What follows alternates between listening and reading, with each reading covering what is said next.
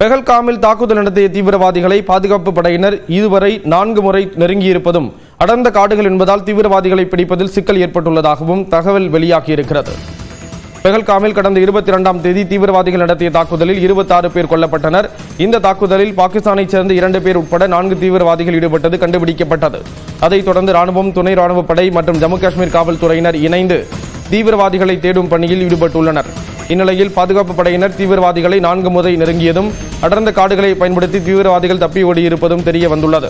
முதலில் பெஹல்காம் தாலுகாவிற்குட்பட்ட ஹப்பட்னார் கிராமம் அருகே வனப்பகுதியில் பதுங்கியிருந்த 4 தீவிரவாதிகளை பாதுகாப்பு படையினர் சுற்றி வளைத்துள்ளனர். ஆனால் அடர்ந்த காடுகளை பயன்படுத்தி தீவிரவாதிகள் தப்பி ஓடியுள்ளனர். அடுத்ததாக குல்காம் அருகே வனப்பகுதியில் பதுங்கியிருந்த தீவிரவாதிகளை பிடிக்க முயன்றபோது துப்பாக்கிச்சூடு நடத்திவிட்டு தப்பி ஓடியுள்ளனர். அதன்பின் கோகர்நாக் உட்பட 2 பகுதிகளில் அடர்காடுகளில் தீவிரவாதிகள் பதுங்கியிருந்ததையும் இரவு நேரத்தில் குடியிருப்பு பகுதிக்குள் புகுந்து உணவை எடுத்துக்கொண்டு ஓடியதையும் பாதுகாப்பு படையினர் உறுதி செய்துள்ளனர்.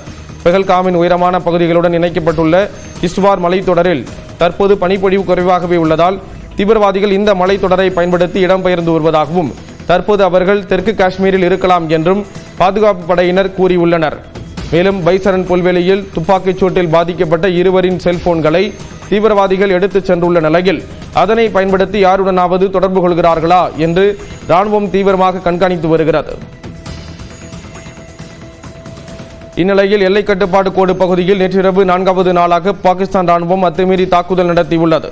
குப்வாரா மற்றும் பூஞ்ச் பகுதிகளில் இந்திய நிலைகளை குறிவைத்து தாக்குதல் நடத்தப்பட்டதாகவும் இதற்கு தக்க பதிலடி கொடுக்கப்பட்டதாக இந்திய ராணுவம் தரப்பில் கூறப்பட்டுள்ளது.